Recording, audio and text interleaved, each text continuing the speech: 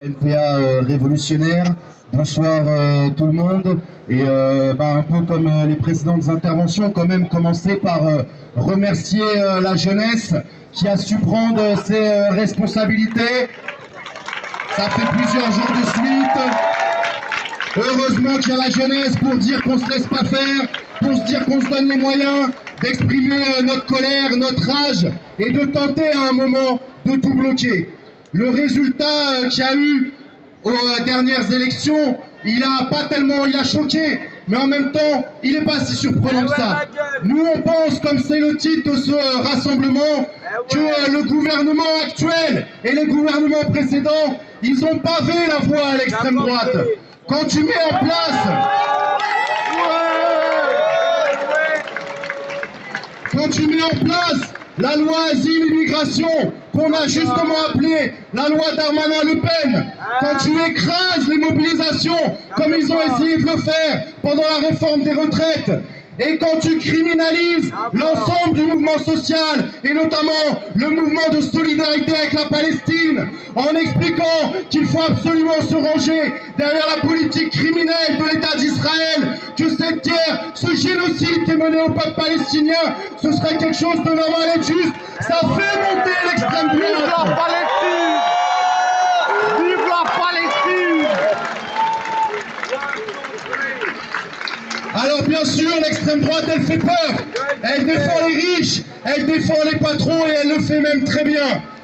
Aujourd'hui, ou je sais plus c'était hier, Bardella a déjà expliqué, surprise, qu'il ne reviendrait pas s'il arrivait au gouvernement sur l'ensemble des attaques antisociales, parce que c'est la même politique, sauf qu'ils défendent 2 fois plus fort l'État autoritaire et l'État raciste.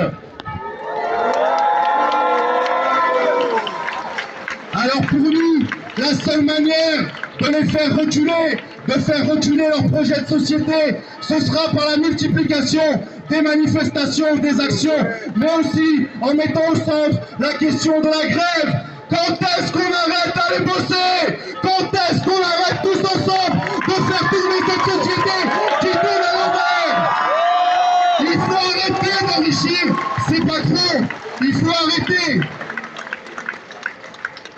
Pour notre organisation politique, il était important d'insister sur l'unité. En 1936, il y a eu des avancées importantes, les congés payés notamment. Ces avancées, ces conquis sociaux, ils étaient dans aucun programme électoral. La seule manière dont on a toujours réussi, que ce soit en 1936, en 1945, en 1968, d'obtenir des nouveaux droits, c'est par la grève, la généralisation de la grève et la grève générale. Alors bien évidemment, on ne va pas attendre fin juin pour se mobiliser. Il y a déjà un rendez-vous demain. Je crois que ça vient de tomber. Il y aura aussi une grande manifestation samedi à 14 h à l'appel de l'intersyndicale. Mais nous, on voudrait insister sur 2 idées. La première, c'est comme d'habitude, on ne peut compter que sur nous-mêmes. La force de notre camp social, celle des salariés, des travailleuses, des travailleurs et de la jeunesse.